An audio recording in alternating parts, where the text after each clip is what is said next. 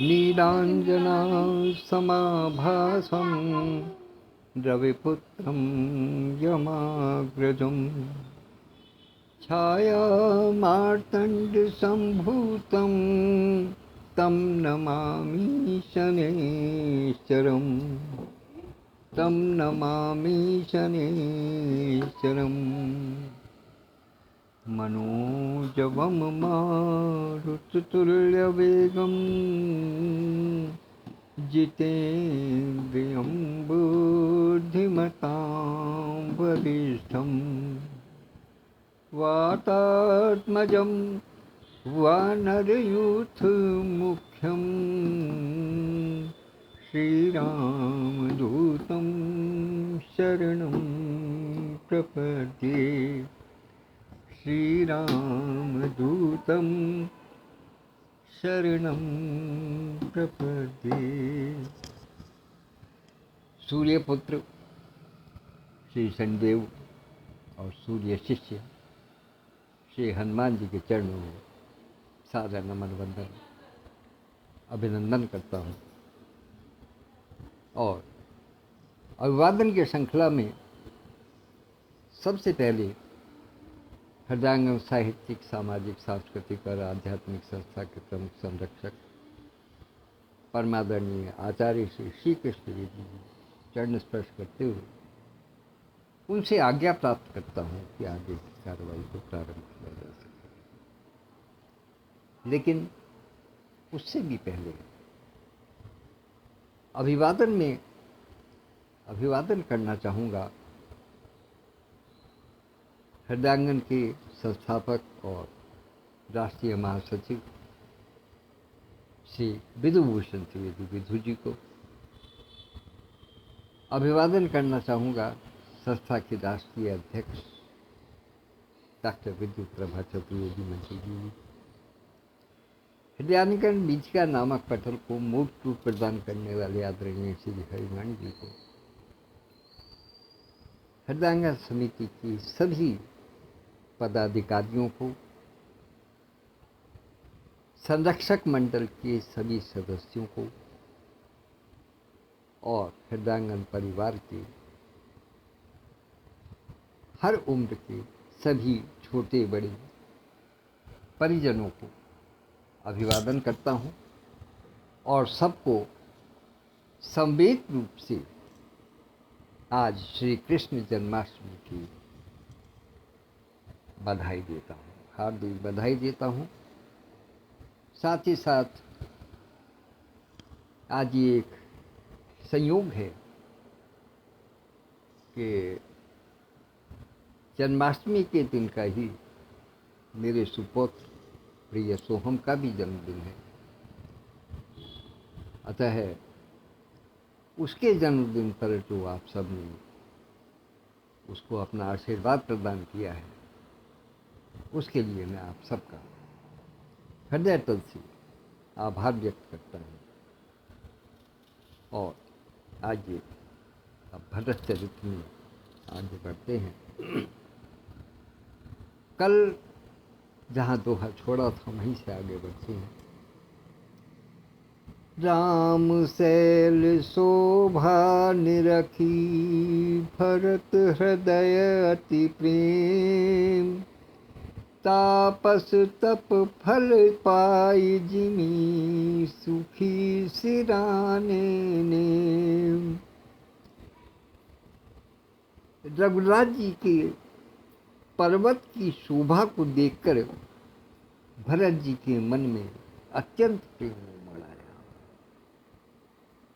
और उनको ऐसा लगा जैसे किसी तपस्वी को उसके तप का फल प्राप्त हो गया।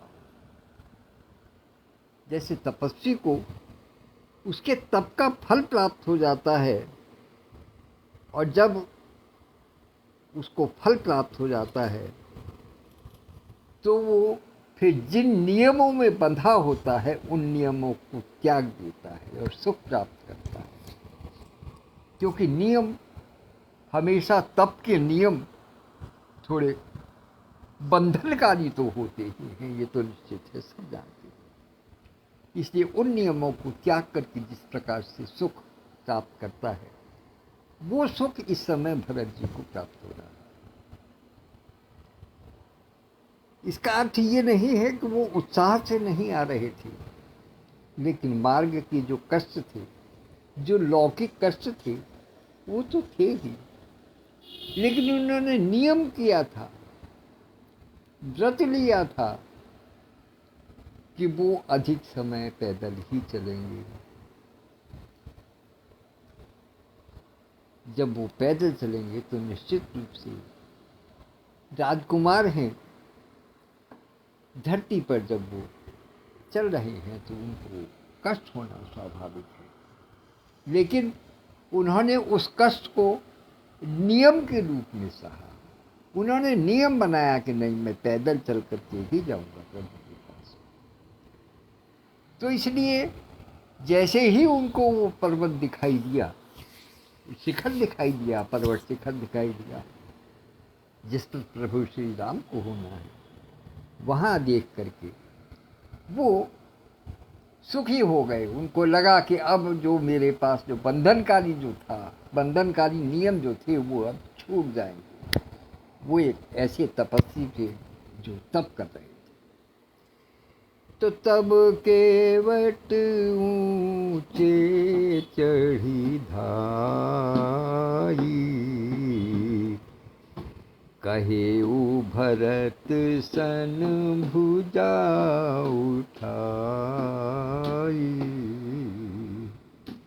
नाथ देखियहि विटप विशाला, पाकर जम्बू रसाल तमाला। तब केवट ऊंचे चढ़ी धाई। उस समय जो निषाद राज थे वो ऊंचे पर्वत पर चढ़े, और चढ़ने के बाद में उन्होंने भरत जी को हाथ उठा करके, भुजा उठा करके इशारा किया और उनको बताया। क्या बताया? कि नाथ देखियो विटप विशाला, कि हे भरत जी, हे नाथ, आप सामने देखिए जो बड़े बड़े वृक्ष दिखाई दे रहे हैं। कौन से वृक्ष दिखाई दे रहे हैं? पाकर, पाकर के वृक्ष, जम्मू जामुन के वृक्ष, और रसाल आम के वृक्ष हैं, और तमाल के वृक्ष दिखाई दे रहे हैं। ये वृक्ष दिखाई दे रहे हैं चार, पाकर, जम्बू, रसाल और तमाल। ये चारों वृक्ष उनको दिखाई दे रहे हैं। कह लगे देखिएगा ये बड़े बड़े वृक्ष दिखाई दे रहे हैं, लेकिन तिन तरुअरन मध्यवट सोहा, मंजू विशाल देखी मन मोहा। उन जिन वृक्षों का जिक्र किया, पाकर, जम्बू, रसाल और तमाल का, उन सब वृक्षों के मध्य में, उन सब वृक्षों के बीच में एक बड़ा सा बरगद का पेड़ खड़ा है, एक वट का वृक्ष खड़ा हुआ है बड़ा सा, और मंजू विशाल देखे मन मोहा, और उसकी जो सुंदरता है, वो उसकी विशालता जो है, वो मन को मोह ले रही है, वो मन को मोहे ले रही है। इस प्रकार से वहाँ पर उसको कहा गया। इस प्रकार से 5 पेड़ वहाँ पर खड़े कि उनके बीच में जो है वो एक विशाल बरगद का वृक्ष खड़ा हुआ है, जिसकी शोभा देखते ही बनती है। उसकी शोभा का वर्णन नहीं किया जा सकता।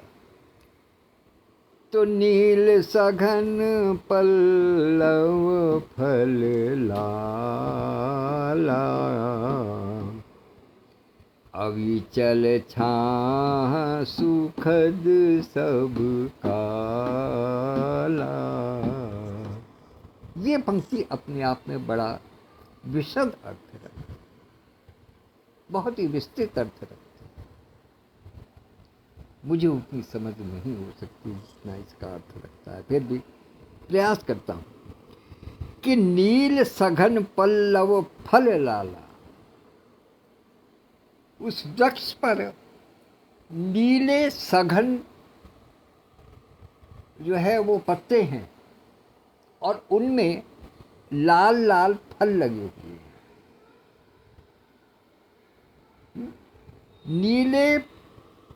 नीले सघन पत्ते और लाल लाल जिसके फल हैं, और अविचल छाह सुखद सब काला,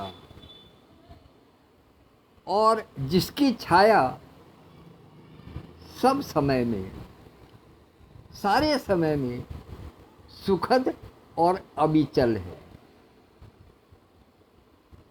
उन्होंने उस वृक्ष का जिक्र किया कि जिसके पत्ते नीले रंग के हैं, सघन हैं, और उस पर फल लाल लगे हुए हैं, और उनकी छाया अविचल रूप से सब पर लगातार बनी हुई है, सुख देने वाली बनी।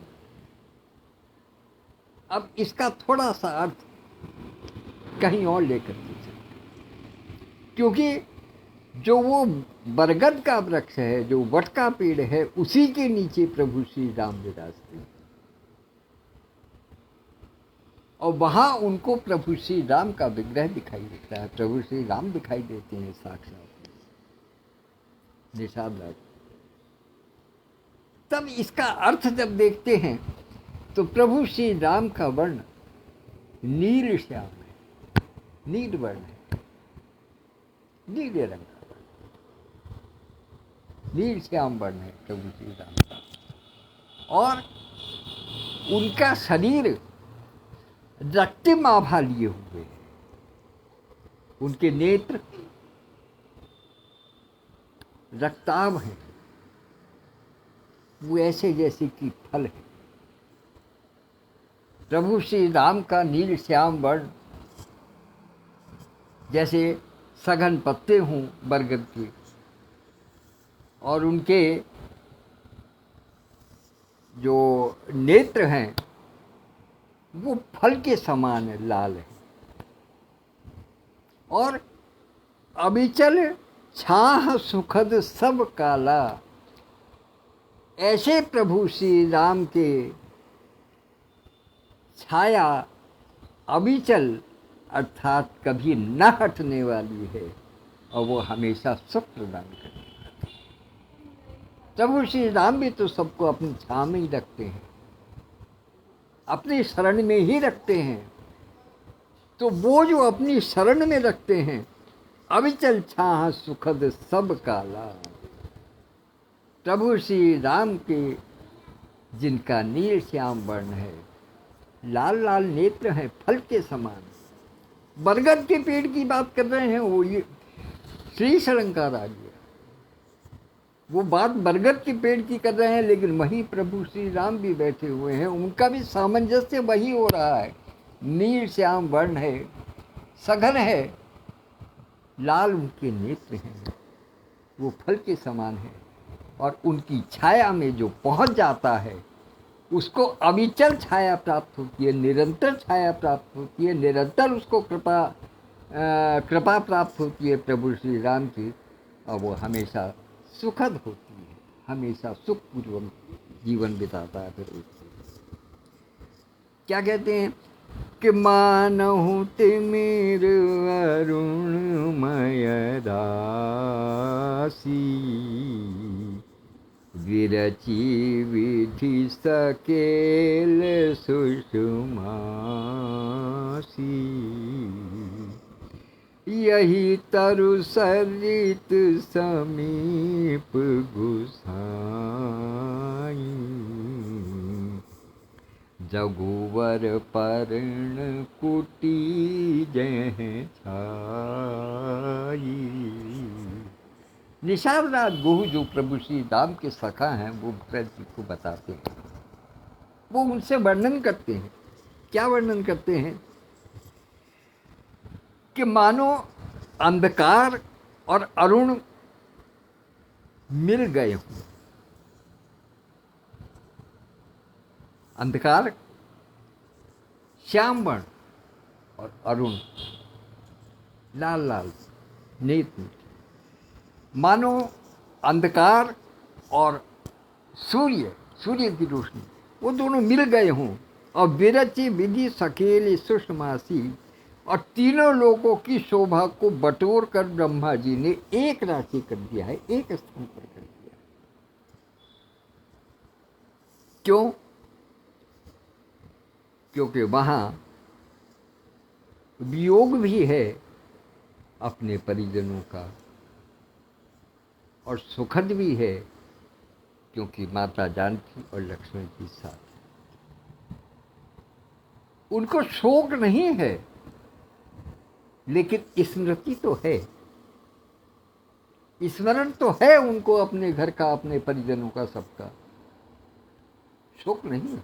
शोक होता तो वो वन को आते ही नहीं, शोक नहीं। लेकिन विधाता ने एक ऐसा किया कि मानो अंधकार और अरुण को मिला और तीनों लोग की शोभा को बटोर करके ब्रह्मा ने एक राशि कर दिया। और यही तरु सरित समीप गुसाई, रघुवर पर्ण कुटी जह छाई। उन्होंने घोषणा कर दी, निषाद राज ने घोषणा कर दी, क्योंकि वो प्रभु श्री राम को देख चुके थे। इसलिए कहते हैं कि यही तरु सरित समीप गुसाई। ये जो वट का, जो बरगद का जो पेड़ है, जो बड़ा विशाल है, जिसकी शोभा न्यारी है, उसी पेड़ के छाया में नदी के किनारे, नदी के तट पर प्रभु श्री राम ने अपनी कुटिया छवाई। अर्थात उस वृक्ष की छाया में ही प्रभु श्री राम की कुटिया है और मुझे वो वहां स्पष्ट दिखाई दे रहे हैं। उसकी शोभा इतनी सुंदर है, ऐसा जैसे कि मान लिया बस सब कुछ प्राप्त हो गया। तो तुलसी तरुवर विविध सुहाए, कहूँ कहूँ सिय कहूँ लखन लगाए। और विस्तार से वर्णन करते हैं कि केवल बरगद का पेड़ नहीं है, केवल जामुन के, आम के, पाकर के, तमाल के वृक्ष नहीं है। वहाँ क्या है कि उस कुटिया के आसपास, जो प्रभु श्री राम की जो कुटिया है, उसके आसपास तुलसी के बिरबे भी लगे हुए हैं। और एक दो नहीं हैं, उनमें से कुछ बिरबे माता सीता के लगाए हुए हैं और कुछ भैया लखनलाल के लगाए हुए हैं। कुछ माता सीता के लगाए हुए हैं, कुछ लखनलाल के लगाए हुए हैं। वो वर्णन करते हैं। और वट छाया वेदिका बनाई, सिय निज पाणी सरोज सुहाई।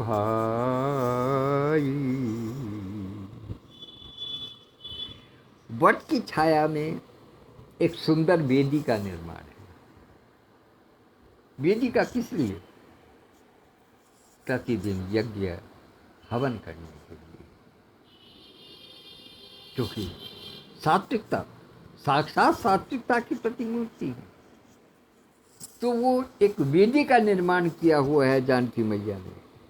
और सिय निज पाणी सरोज सुहाई, और माता जानकी ने उसको अपने हाथ से निर्मित किया है। उस वेदी को, उस यज्ञ वेदी को माता सीता ने अपने हाथ से निर्मित किया है। और उसकी विशेषता क्या है? उस वेदी की विशेषता क्या है? बहुत अच्छे उसमें वातावरण में उसको बनाई है कि जहाँ बैठे मुनि गण सहित नित सिय राम सुजान। जहाँ बैठी मुनिगण सहित नित सिय राम सुजान। सुनहि कथा इतिहास सब आगम निगम पुराण। वो स्थान कैसा है? वो स्थान इतना पवित्र है, और पवित्र क्यों ना हो कि उस स्थान पर बैठकर मुनियों के वृंद, मुनिगण, अनेकों मुनि वहां बैठ कर के नित्य सिय राम सुजान, वो जब बैठते हैं तो उनके साथ में नित्य प्रति सीता जी का, प्रभु श्री राम का और लखन का संवाद होता है। और संवाद कैसा होता है? सार्थक संवाद है। क्यों? क्योंकि सुनहि कथा इतिहास सब आगम निगम पुराण। वो सब मुनियों से पुराण, आगम, निगम, जितने भी वेद पुराण हैं, उनके इतिहास और उनकी कथा को वहाँ बैठ करके सुनते हैं। किनसे? जो मुनिजन वहाँ पर आते हैं, उनसे आशीर्वाद स्वरूप वो सारी कथाएं सुनते हैं वेद पुराण में जो वर्णित है। इसलिए वो स्थान पर। और सखा वचन सुनी विटप निहारी। उमगे भरत विलोचन बारी। करत प्रणाम चले दो भाई। कहत प्रीत सारद सकुचाई।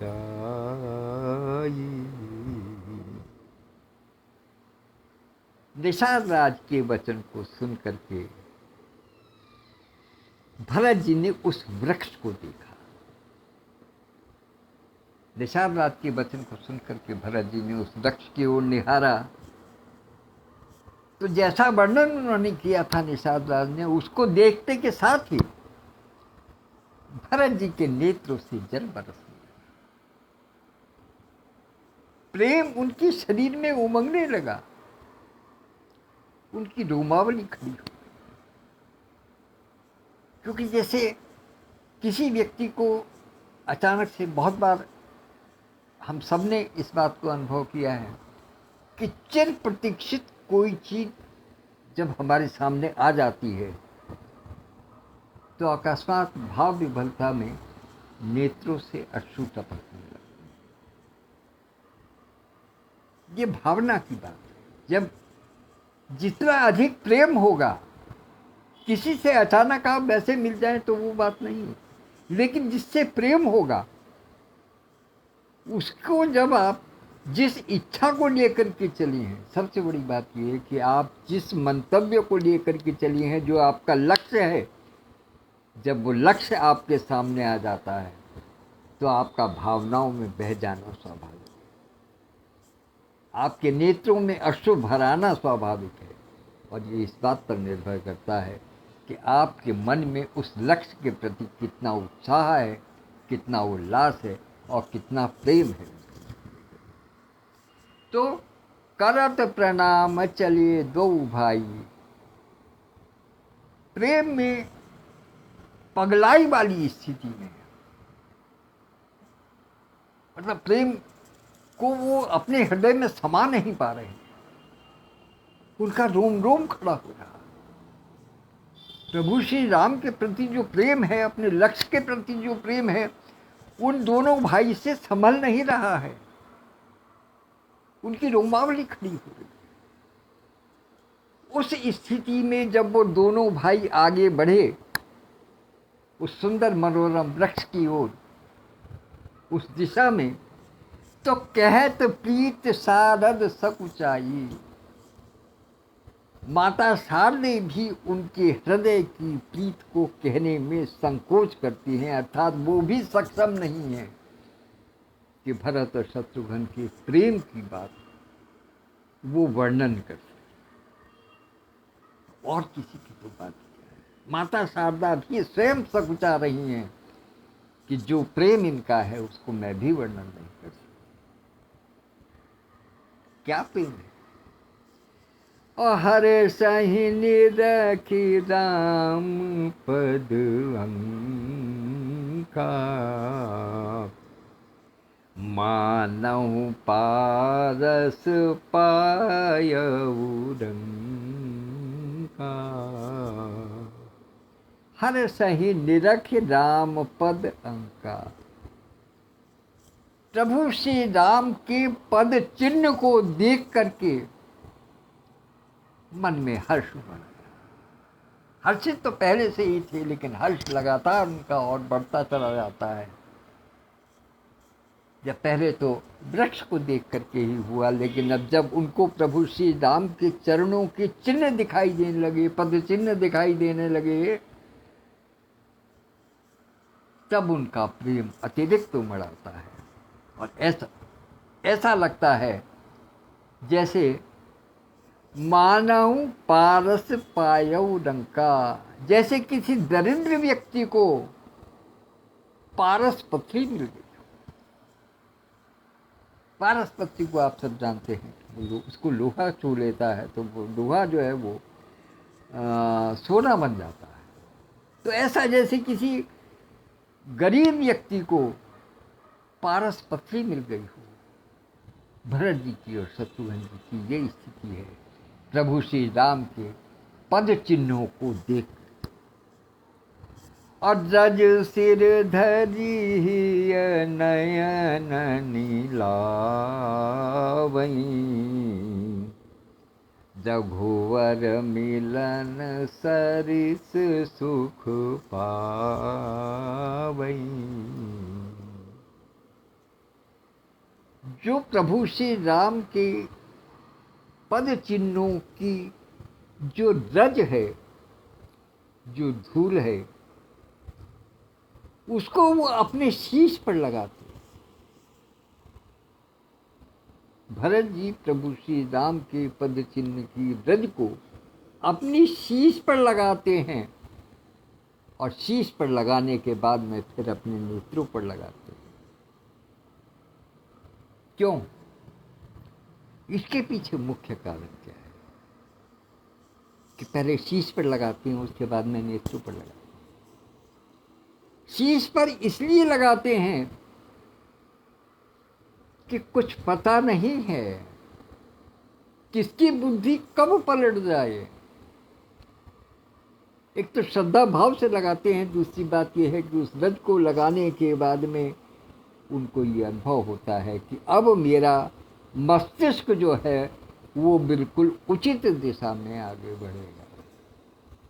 और फिर उसके बाद में नेत्रों पर लगाते हैं, इसलिए ताकि वो प्रार्थना करते हैं कि मेरा मस्तिष्क भी सही दिशा में चले और मेरे नेत्र भी उनकी छवि को देखने के योग्य हो जाए,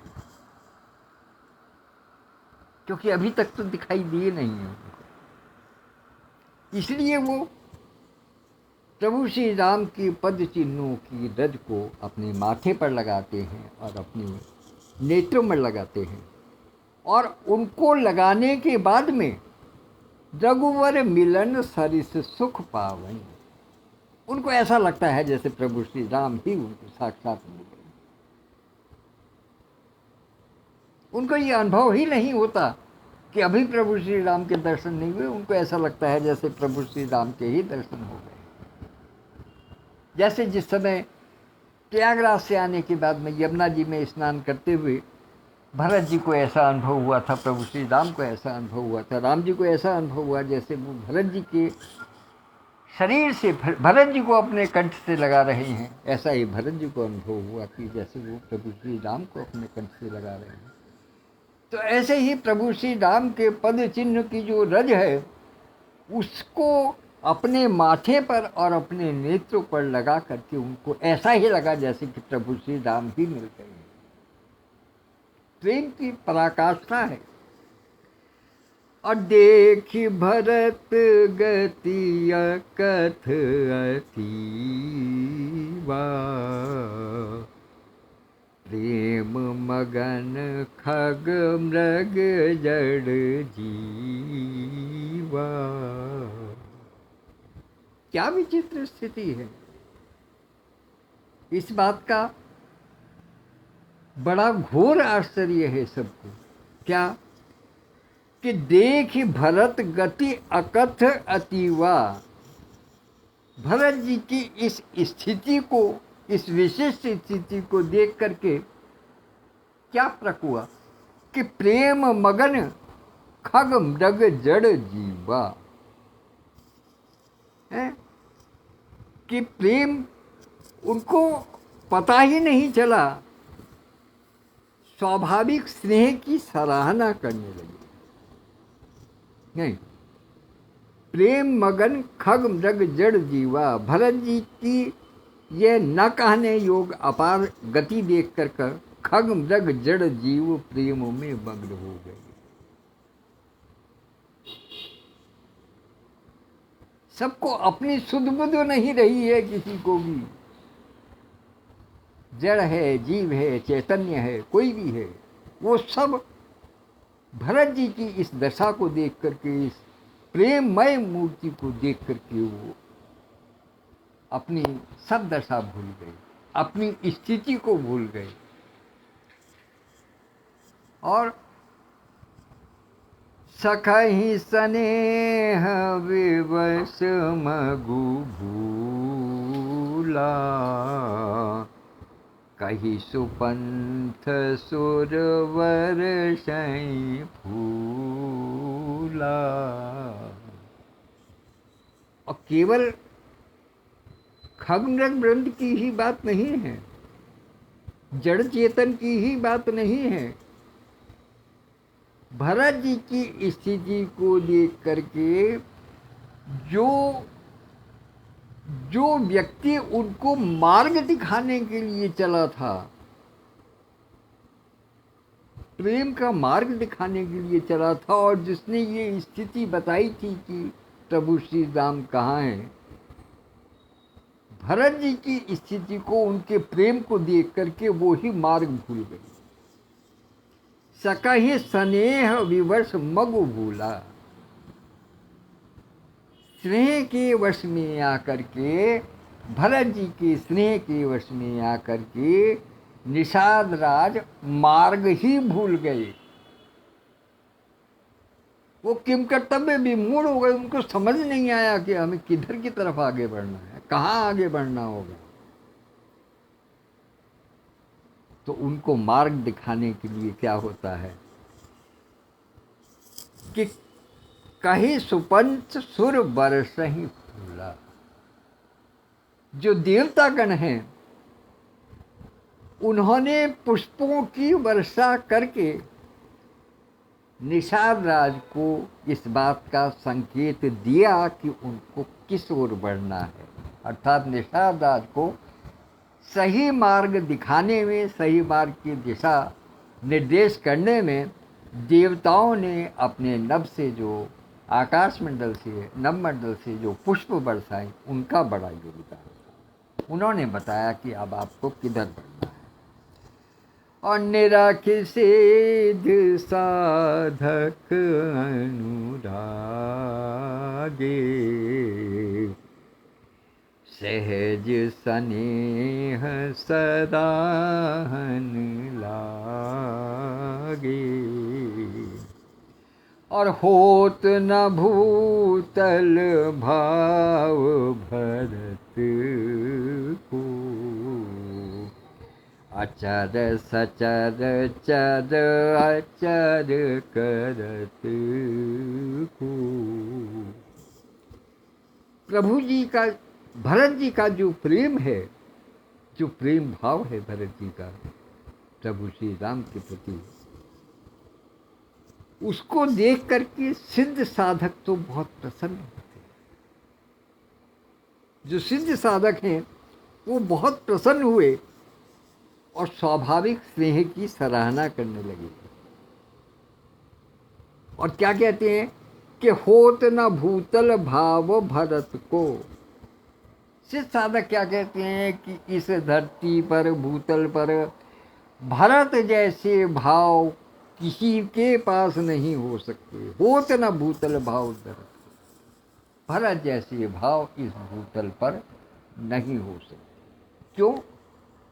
क्योंकि उसका एक कारण बताते हैं वो अगले चरण में, कि अचर सचर चर अचर करत को।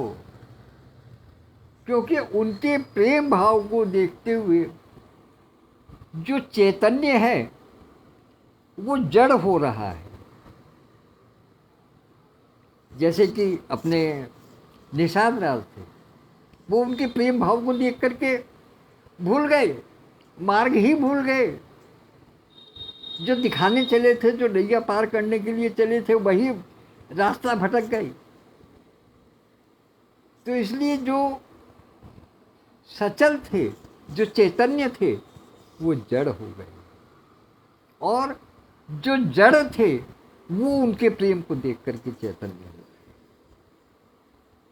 गए। ये प्रेम की शक्ति, यही प्रेम की शक्ति है कि अचर चर सचर चर अचर करत को। भरत जी के प्रेम में, भरत जी के जो प्रभु श्री राम के प्रति जो उनके मन में प्रेम है, उसकी ऐसी शक्ति है कि उसने चैतन्य को जड़ कर दिया और जड़ को चैतन्य कर दिया। ऐसी शक्ति केवल और केवल भरत जी के ही भाव में हो सकती है। इसीलिए सिद्ध मुनि कहते हैं, सिद्ध साधक कहते हैं कि भरत जैसा प्रेम भाव इस धरती पर और कोई दूसरा नहीं। तो प्रेम अमीय मंदर विरह भरत पयोधि गंभीर। मथि प्रगटे सुर साधु हित कृपा सिंधु रघुवीर। आपको स्मरण होगा कि जिस समय समुद्र का मंथन हुआ था, उस समय मंदर नामक पर्वत से मथा गया था। मंदर नामक पर्वत से मथा गया था समुद्र को। तो जिस मंदर नामक पर्वत से समुद्र मथा गया था, वो यहाँ पर विरह है। क्योंकि प्रभु श्री राम के दर्शन अभी भरत जी को नहीं हुए। ये जो विरह है उनके दर्शन का ना होना, वो मंदर पर्वत मान करके चलिए। और भरत जी के अंदर जो प्रेम है, वो गहरा और गंभीर समुद्र है। उपमा देखिएगा कि प्रभु श्री राम का विरह मंदर नामक पर्वत है, और भरत जी के हृदय में जो प्रेम समाया हुआ है वो गंभीर धीर समुद्र के समान है। और उसको किसने मथा? उसको प्रभु श्री राम ने मथा है। कृपा सिंधु रघुवीर ने सुर और साधु के हेतु अर्थात भरत जी के लिए मथ कर प्रेम रूपी अमृत प्रकट किया। अर्थात अब प्रभु श्री राम को उनके दर्शन होना स्वाभाविक हो गया। प्रभु श्री राम के अपने हृदय में ये भाव आ गया, क्योंकि वो सब कुछ जानते। उनको इस बात की भी जानकारी थी कि भरत उनसे मिलने के लिए आ रहे हैं। सो उनको कृपा सिंधु रघुवीर ने सुर और साधु के हेतु, सुर मतलब देवताओं और साधु माने सज्जन, देवताओं और सज्जनों के हित में मत कर प्रेम रूपी अमृत प्रभु श्री राम ने प्रकट किया। अब यहाँ से आगे कल बढ़ेंगे, आज यहीं विश्राम लेते हैं। और एक मैं आपको सूचना और देना चाहता हूँ कि मैंने आदरणीय मैथिली शरण गुप्त जी के साकेत को कहीं से लेने का प्रयास किया है, गूगल से उठाने का प्रयास किया है। क्योंकि उन्होंने भी चित्रकूट का बहुत सुंदर वर्णन किया है, बहुत सुंदर वर्णन किया है। तो उसको भी मैं बीच में कहीं रखूँगा, जैसे ही वो प्रसंग आता है जब प्रभु श्री राम और भरत आमने सामने होते हैं और उनका वार्तालाप होता है, उनका शास्त्रार्थ होता है सब। तो उस समय या उनके मिलन के समय जो स्थिति होगी, उसमें मैं आप सबसे आज्ञा चाहता हूँ कि उस भाव को वर्णन करने में रामचरितमानस तो अपने आप में है ही, ये तो अनूठा है ही, लेकिन मैथिली शरण गुप्त द्वारा जो रचित महाकाव्य है साकेत, उसकी भी अपने आप में पूरी पूरी महिमा है। वो भी बहुत सुंदर महाकाव्य है, पूरी तरीके से वर्णन किया है। तो इन दोनों का सहारा लेते हुए मैं आगे बढ़ने का प्रयास करूँगा। मुझे आज्ञा दीजिएगा, अभी नहीं, 1-2 दिन बाद वो प्रसंग आने शुरू होंगे, तब मैं उस स्थिति में पहुँचूँ। तब तक के लिए आज्ञा दीजिएगा, धन्यवाद। कल रविवार है, इसलिए कल भी 8 बजे ही उपस्थित होना होगा, और जितना वाचन होगा 2 दोहे के, वो मैं करने का प्रयास करूँगा। तब तक के लिए आज्ञा दीजिएगा, धन्यवाद।